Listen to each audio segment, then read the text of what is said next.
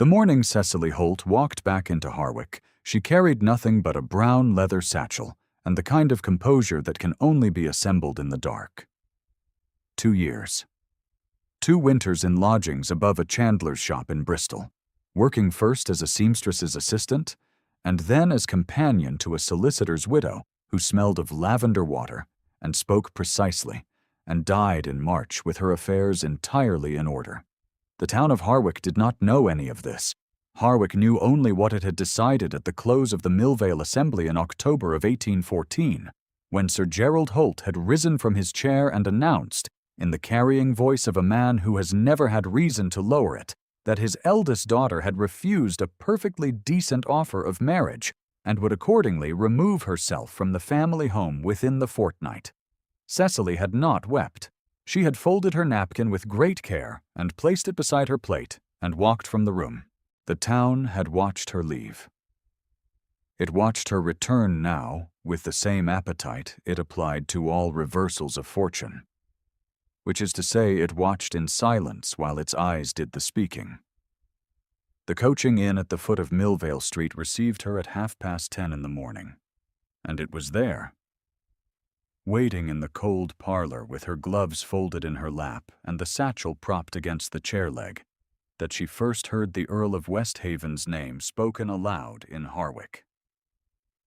"Lord Westhaven will be at the Ashford supper this Thursday," said the innkeeper's wife to no one in particular, wiping glasses behind the counter with the meditative air of a woman who knew her words carried. "They say he is considering Miss Pembridge." The name meant something only because Mrs. Prue Garvey had written it in the letter she pressed into Cecily's hands 3 weeks before she died. Not the name Pembridge, the name Westhaven. Written in a hand that had grown unsteady toward the end, but remained, to the last, absolutely precise in its intentions. "You will find," the letter read, "that the instrument enclosed is more than a document. It is a consequence.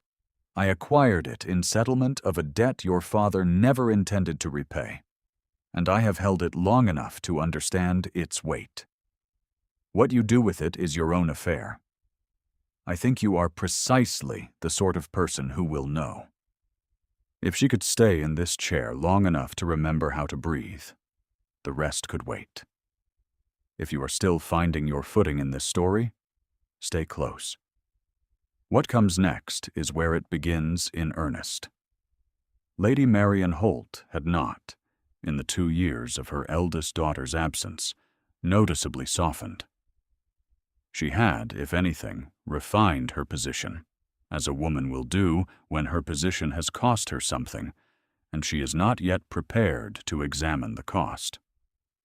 She received callers on Tuesdays. She attended the Ashford supper.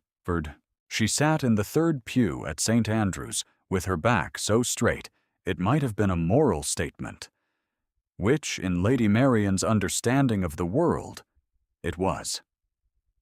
The dismissal of Cecily had been, in her accounting, a matter of necessity. The match with Mr. Hargrave had been a good one. Not a romantic one, certainly. Mr. Hargrave was 53, and had the eyes of a man who kept receipts, and marriages were not arranged to be romantic. They were arranged to secure daughters and position families, and Cecily had refused to understand this, even after it was explained to her in terms as plain as Lady Marian could make them. The girl had her father's stubbornness, and had evidently decided to deploy it at the worst possible moment. What Lady Marian did not know, and could not have anticipated, was that Mr. Hargrave's principal creditor had called in his notes 3 months after the aborted engagement, and that Mr. Hargrave himself was currently residing in reduced circumstances in Bath. This fact had not yet reached Harwick. It would arrive, as these things do, at precisely the wrong moment. The Harwick solicitor was a man named Mr. Briggs, who had the compact, unhurried quality of someone who had spent 30 years watching people arrive at his office in crisis and leave with something resembling a plan. He received Cecily at 2 p.m. on the Thursday of her arrival, and read the document she placed before him with an attention that deepened as he read and became, by the final paragraph, something very close to reverence. "This is in order," he said at last. "Yes," Cecily said. "You understand what it represents." "I do." He set the document flat on the desk and smoothed it with both palms as though it might otherwise attempt an escape. "The parcel is called Fenwick Meadow. It is 15 acres adjacent to the north boundary of Westhaven Park. The late Earl sold it in 1809 to cover gambling debts. It passed through 2 subsequent owners before Mrs. Garvey's late husband acquired it in settlement of a debt." He paused. "The current Earl has made no secret of his wish to recover it. The meadow contains the only direct route between the home farm and the river pasture." "I know," Cecily said. "Mrs. Garvey explained it in her letter." Mr. Briggs looked at her over his spectacles for a moment. "What do you intend to do with it, Miss Holt?" "Return it," she said. "But not as a gift." It was the Ashford supper, 2 evenings later, that first placed Cecily Holt and Edmund Fairley in the same room. She had not meant to go. She had been invited only because Mrs. Ashford was a woman of efficient conscience who regarded 2 years of unexplained absence as a sufficient penance for any social transgression not involving actual bloodshed, and who had sent the card before consulting anyone else's opinion on the matter. Cecily wore her best gown, which was the pale sage green that Mrs. Garvey had helped her choose in Bristol, and she arrived at 7 o'clock and was shown immediately to the drawing-room. Her mother was already there. Lady Marian saw her from across the room, and the moment was very small and very complete. A stillness in the older woman's face, a compression of the lips, the faintest expansion of the shoulders, as though she were assembling herself for a siege she had not expected to need. She did not cross the room. She did not need to. Her expression said, with perfect clarity, that her daughter's presence was a social inconvenience that she would address at her earliest opportunity. Miss Dorothea Pembridge stood at Lady Marian's right hand with the composed ease of a woman who had been told since childhood that she was the correct choice in any room she entered. She had golden ringlets and pale blue eyes and the particular brightness of a person who has never had reason to dim. She wore ice blue, which suited her absolutely, and which she knew it. The Earl of Westhaven was standing at the far end of the room near the fire. Cecily noticed him the way you notice something you were not expecting, the sudden quality of attention the eye grants to an anomaly.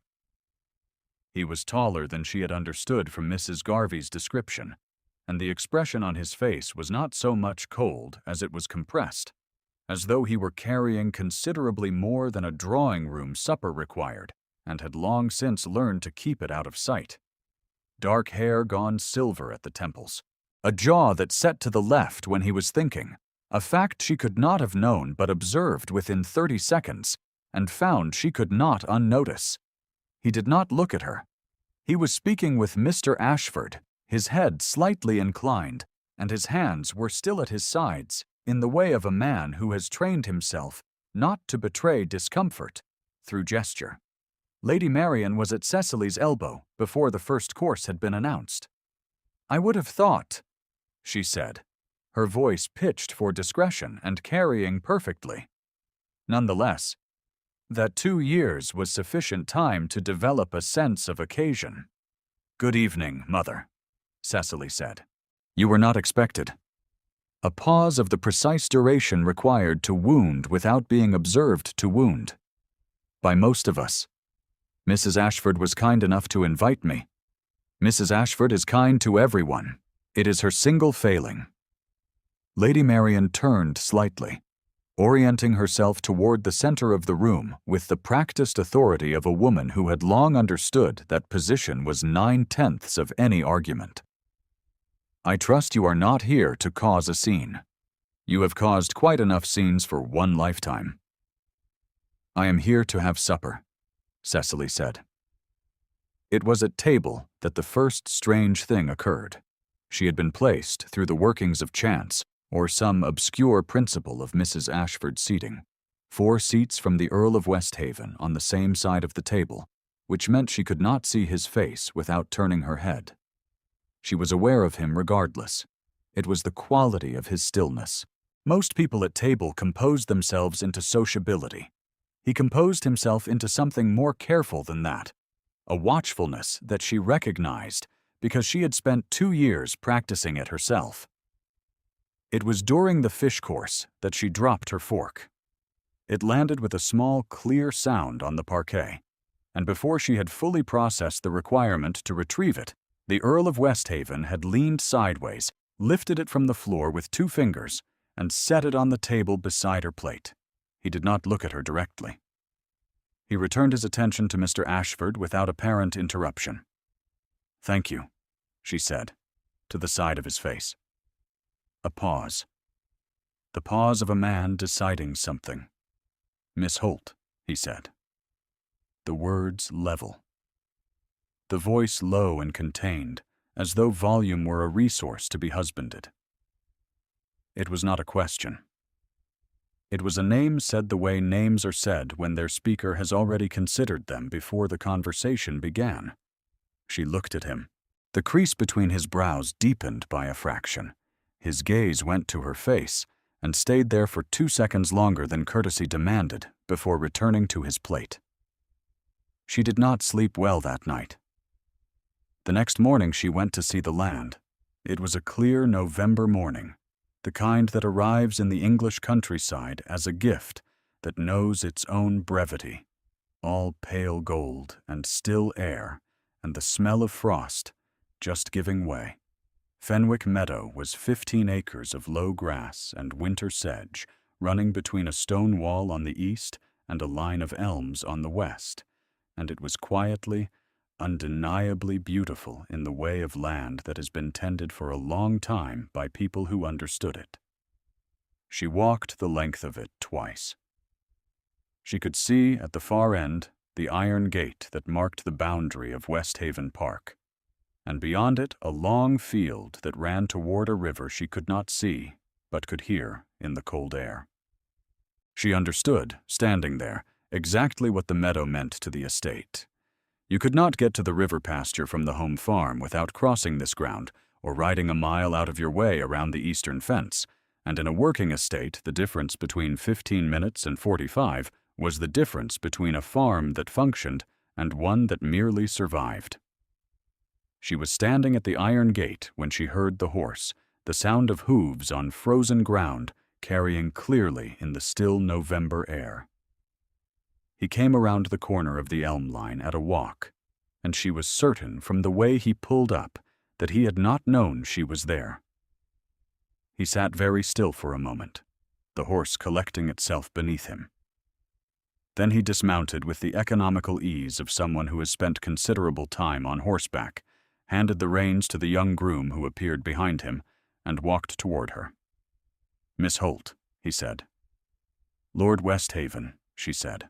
He looked at the gate, and then at her, and then at the meadow behind her, and she could see him arriving at the obvious conclusion and deciding, with visible effort, to say something else first. "You came to see it. I wanted to understand it properly before we spoke." A pause. "Before we spoke," he repeated, with the particular stillness of a man for whom that phrase has rearranged several assumptions. "I am in possession of the deed to this land," she said. She said it calmly, which was how she had decided she would say it. In the same way she had decided months ago that she would not be either apologetic or triumphant about it. "I did not seek it out. It was left to me by a woman who wished it to go somewhere useful. I believe it will be more useful to you than to me. I should like to discuss returning it." He looked at her for a long time. The November light lay flat and clear across his face, and she could see the compression of it. The effort it cost him not to say the first several things that came to mind. The crease between his brows was very deep. "You could simply have presented it to my solicitor," he said. "I could have. Why did you not?" She thought about this for a moment, which was not because she did not know the answer, but because she wanted to be sure she gave him the true one. Because Mrs. Garvey's letter said it was more than a document. I wanted to understand what she meant. Something shifted in his face, so slight that she would not have caught it if she had not already been watching. "Who is Mrs. Garvey?" "The woman who left it to me. Her husband was the solicitor who acquired it in 1811 from a Mr. Fenwick, who purchased it from your father's estate in 1809. She paused. She was very precise in her history of it. He turned and looked at the meadow and the elm line and the iron gate, and she watched his profile against the pale November sky, and thought that grief was a strange thing to see in a man's face from the outside. It was not dramatic. It was simply present, as fixed as the jaw set, as old as the lines beside his eyes. "My father," he said, "sold it to pay what he owed at cards." Yes. He sold 6 other parcels in the same year. He did not say this with anger. He said it the way people speak of weather that has already passed and cannot be recalled. "I have recovered 4 of them." "I know," she said. "Mr. Briggs told me." He turned back to her. The expression on his face was not what she had expected. It was not calculating, not the look of a man assessing terms. It was something more careful than that, and more curious. "What do you want in return for it, Miss Holt?" She met his gaze. "I want a fair price. The meadow's current value as assessed by an independent party. Enough to establish a small household." He blinked once. "That is all?" "That is all." He was quiet for a moment, looking at her. The horse shifted behind him, and the groom made a small sound, and the cold morning held absolutely still around them. "You were disowned," he said. "For refusing a marriage?" "Yes." "By your father?" "My father died 14 months ago," she said. "The decision was my mother's." His jaw set to the left. He looked away, out over the meadow, and when he looked back, the compression in his face had changed slightly. Something altered in the weight of it. "I see," he said. And then, after a pause, "Walk with me." She walked with him. The world did not see it, because the world was not there, and the elm line screened them from the lane. He walked at a gentleman's distance, properly, and they spoke about the meadow's drainage and the management of the river pasture and the particular difficulty of the east wall's foundation, which was older than the house and inclined to sink. He spoke about the estate with the concentrated attention of someone for whom the word home carried more weight than could be elegantly explained. And she listened and asked precise questions, and by the time they reached the north boundary, she understood both why he wanted the land and something of what it cost him to speak of it to a stranger. He stopped at the boundary marker, a worn stone pillar with a date she could not read.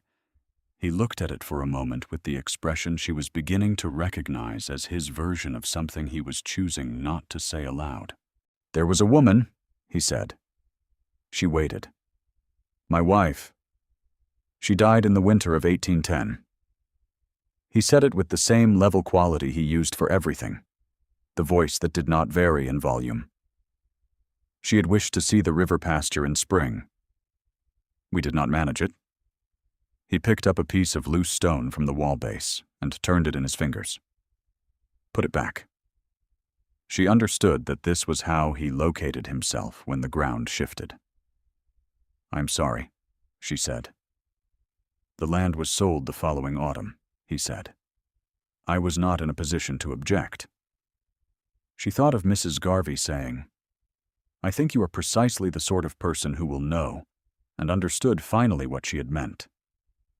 If his cold silence at the supper had been a message, She now knew how to read it. Not dismissal, but discipline. The same discipline she had learned to practice over 2 years in rooms where she was a guest and not a daughter. She was aware, standing at the boundary marker with the morning light going golden around them, of how close he was. Not improperly close. Precisely the distance of a man who had not decided anything.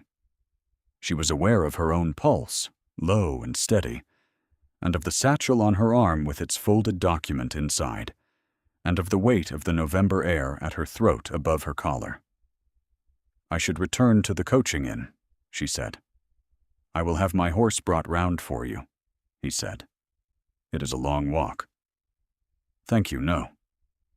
She looked at him steadily. "I walked out. I am quite capable of walking back." He did not argue. He simply looked at her for a moment with the expression she could not entirely parse, and said, "Thursday. My solicitor's office, if you are agreeable." "I am agreeable," she said. She walked back along the lane, and she did not look behind her. But she was aware of him standing at the boundary marker, watching her go for longer than the walk required. It was 2 days later that Lady Marian came to call. Cecily was in the small parlor of the coaching inn that Mrs. Hughes had made available to her, with the deed and Mrs. Garvey's letter spread on the table, when she heard the carriage wheels, and by the time Lady Marian was shown in, she had put both documents away in the satchel and arranged herself to receive her. Her mother sat across from her in the good chair and arranged her black gloves in her lap and looked at her with the pale blue eyes that had always managed to make Cecily feel as though she had been found wanting in some capacity too obvious to name. "I understand you have been speaking with Lord Westhaven," Lady Marian said. "Lord Westhaven and I have a business matter to discuss." "You are in no position to have business matters with an earl." Cecily said nothing. "You have no position at all, as you will recall." Lady Marian's voice was composed and precise, the voice of a woman delivering a verdict she has arrived at after long deliberation. "You are a disowned spinster of 24 with no income, no property, no household, and no family to speak of. Whatever you believe you are accomplishing by inserting yourself into Harwick society, I can assure you that the Ashford supper was a single kindness and will not be repeated by those whose opinion matters." "Mother," Cecily said, "you were offered a perfectly good match.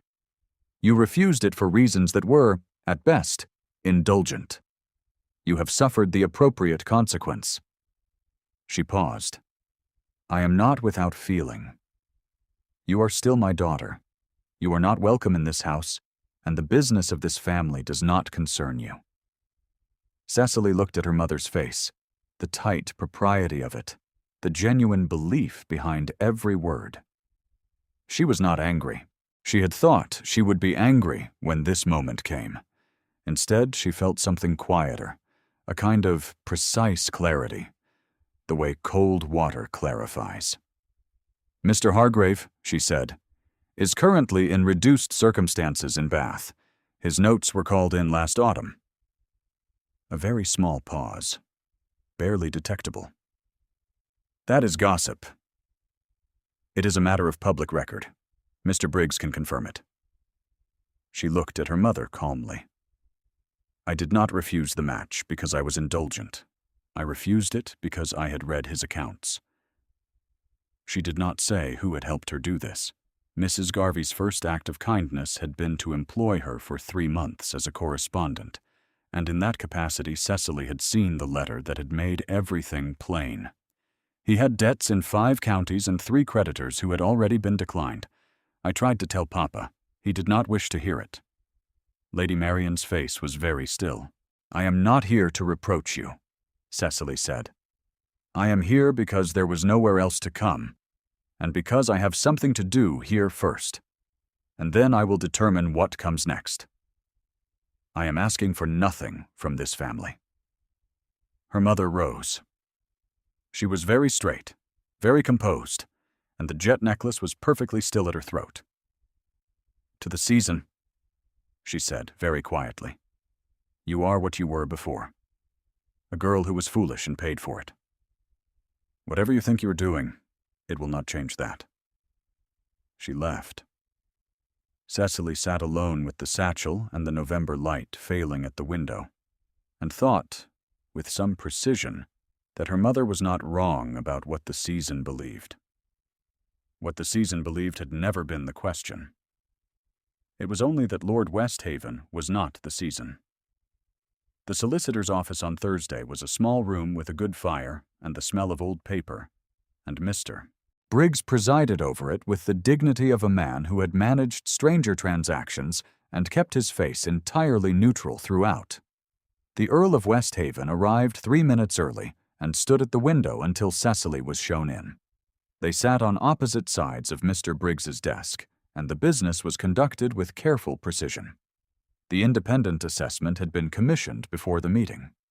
The figure was fair, a little on the generous side, which she suspected was deliberate. The deed passed across the desk, with its seal intact, and Mr. Briggs witnessed the transfer.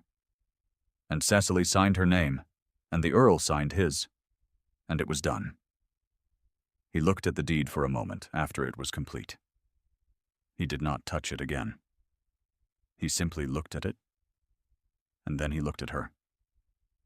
And the crease between his brows was very deep, and the expression in his dark hazel eyes was one she had not seen on his face before. "May I ask you something?" he said. "Yes," she said. You have no family to return to. You have no fixed household." He said this with the same level voice. "What did you intend to do after?" "Find a position," she said. "I am capable. I have been capable for 2 years. As a companion. Companion? Correspondent? I am a good correspondent." She paused. "I am less suited to seamstress work.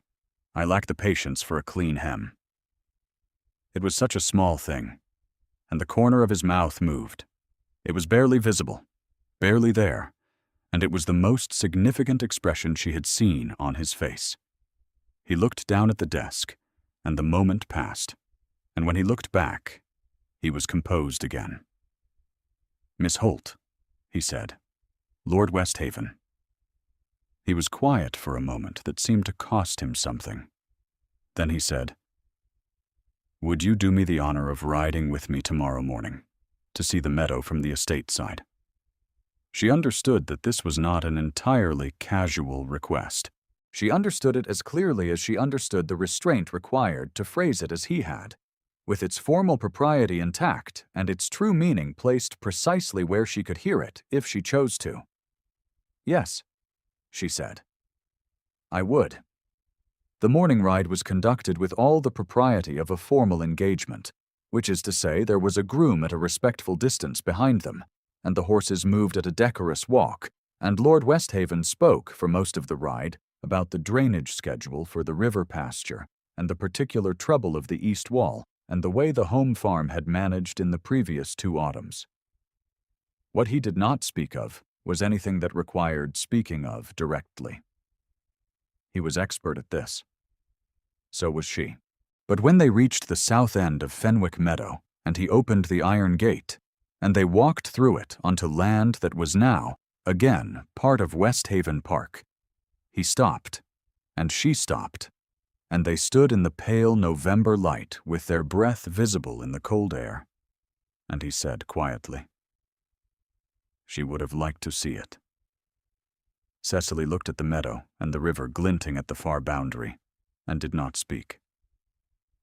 "I have spent 4 years," he said, "buying back what my father lost. I thought it was for her. I think now it was simply something I needed to finish." He paused. "I do not know what I intend to do when it is finished." She looked at him. His profile was still, the jaw set slightly left. The hazel eyes on the river she could now just see. "Lord Westhaven," she said. "Edmund," he said, not looking at her. Then he looked at her. "If you are willing." She felt the warmth of it rise in her face before she could prevent it. He watched it happen with an expression of such careful restraint that she understood he had been waiting for some confirmation that she was not entirely indifferent, and that he had received it, and that he was not going to be extravagant about it. "Cecily," she said. He nodded once, as though this were a document he was filing carefully.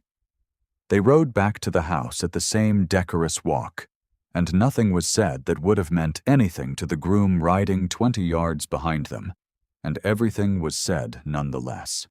If this quiet thing between them has caught your breath, leave a word in the comments when you reach the end. It was the Millvale Assembly, 3 weeks later, that brought matters to their conclusion. The Millvale Assembly was the event Harwick had used for as long as anyone could recall to render and revise its social verdicts, and it was attended by every person of consequence within a 10-mile radius, which meant it was attended by Lady Marian Holt, with Miss Dorothea Pembridge on her right, by Mr. Briggs and his wife in their good winter coats, by the Ashfords and their daughters, and by the Earl of Westhaven, who arrived at 8 o'clock and stood near the east wall with a glass he did not drink from. Cecily arrived at 8:10. She had no illusions about the room. She had dressed with care in the sage-green gown, which was the best she had. And she had done her hair as Mrs. Garvey had taught her, the chestnut updo that suited her face, and she had taken the satchel's contents and transferred the deed to Mr. Briggs's keeping the previous afternoon, so that she was carrying nothing now but herself, which was, she thought, probably the point. The room decided something the moment she walked in. She felt it without looking for it. The shift of attention, the small recalibration that follows a figure the room has not finished categorizing. To most of them, she was still what she had been at the last Millvale Assembly 2 years ago, a girl who had been foolish and paid for it. Lady Marian's phrase, and it had stuck, and the room had found it useful. She accepted a glass of lemonade from a footman and found a position near the windows and watched the floor. He was there within 4 minutes, not coming toward her, simply present in the room in a way that seemed to locate her across the distance of the assembly, with the same quality of concentrated attention she had observed at the iron gate and in the solicitor's office, and on the meadow in the cold morning air. He was speaking with Mr. Ashford. His hands were still at his sides. He did not look at her. He did not look at her, and she was aware of exactly where he was in the room at every moment for the next 20 minutes, which was its own kind of declaration. It was Lady Marian who crossed the floor first. She came to Cecily's side with Miss Pembridge behind her, and her pale blue eyes were doing the precise, quiet damage they had always been capable of, and she said, in a voice pitched to carry to the 3 women nearest them, "I was not aware you had received a card for this evening." "I did receive one," Cecily said. "How singular." Lady Marian's tone was a masterwork. It managed to convey, in 2 words, that the issuance of the card represented a social failure on the part of someone, and that failure was unlikely to be Cecily's, but felt distantly as though it should be. "I wonder if it was sent in error." Miss Pembridge said nothing. She had the perfect social manners of someone who understood that silence was more devastating than speech in certain situations, and she applied this understanding now with considerable elegance. "It was not sent in error," Cecily said. "No." Lady Marian looked at her, and beneath the precision of her expression, there was something else. Something that had nothing to do with the assembly, and everything to do with the conversation in the coaching-inn parlor, and the name Hargrave, and the word accounts. "I suppose you are determined to make what you can of the situation." "I am here for the assembly, Mother, the same as everyone else." A pause of the exact length required to say everything her mother wished to say without saying it. "You are here because you believe your little transaction with Lord Westhaven entitles you to something. It does not. He is a nobleman of considerable consequence, and you are a disowned girl with a solicitor's widow's bequest and no family to speak of. Whatever you have told yourself in that coaching in-room of yours, it would do you well to remember what you are." The three women nearest them had stopped pretending not to listen. She was aware of him before she heard him. The room shifted the way it shifts when someone of consequence begins to move through it, and then she heard his footsteps, and then he was there. He stood beside her, not between her and her mother. Beside her, which is a different thing entirely. "Lady Marian," he said, with the level courtesy of a man who has made a decision and is not going to perform any of it. "Good evening." Lady Marian turned toward him with all the social grace of a woman who has been managing rooms like this for 30 years. "Lord Westhaven, what a pleasure." "Miss Pembridge," he said with a small inclination of his head. "Miss Pembridge, I am glad you are here. I had meant to speak with you this evening." Something adjusted in Miss Pembridge's face, barely visibly. "I am afraid," he said, "that my steward has given you and your family reason to hope for something that I am not in a position to offer. I have been remiss in not speaking sooner. I am sorry for it." Miss Pembridge looked at him for a moment with the composure of someone who has just had a very expensive glass knocked from her hand. Then she said quietly, "I understand, Lord Westhaven," and inclined her head and withdrew, and it was very gracefully done. Lady Marian's fan was quite still. He turned to Cecily and looked at her, and what was in his face was quiet and without display. The expression of a man who has arrived where he intended to, and intends to remain. "Cecily," he said. Her given name, said in front of 15 witnesses. It was 12 words. What came next? She counted afterward, because she needed the precision of it. "My house has been without its mistress long enough. Will you end that?" The room was entirely quiet. She looked at him for a moment with the November sunlight gone to December light at the windows and the candles burning steady on the walls, and her mother somewhere behind her in the silence. And she thought of Mrs. Garvey's letter. "I think you are precisely the sort of person who will know," and thought that Mrs. Garvey had been right. "Yes," she said. She said it once, clearly, into the silence. His mouth did the thing it had done in the solicitor's office, the barely visible corner movement, and he reached out and offered her his hand, the right hand, at precisely the propriety the room required, and she took it. Lady Marian said nothing. Her fan remained still. Around them, the room began, in the careful, gradual way of rooms that have changed their mind, to find its voice again. Mr. Briggs, from across the floor, nodded once with the expression of a man who is not surprised, but is satisfied. The assembly continued. The orchestra, which had paused in the way orchestras do when the human drama exceeds them momentarily, resumed.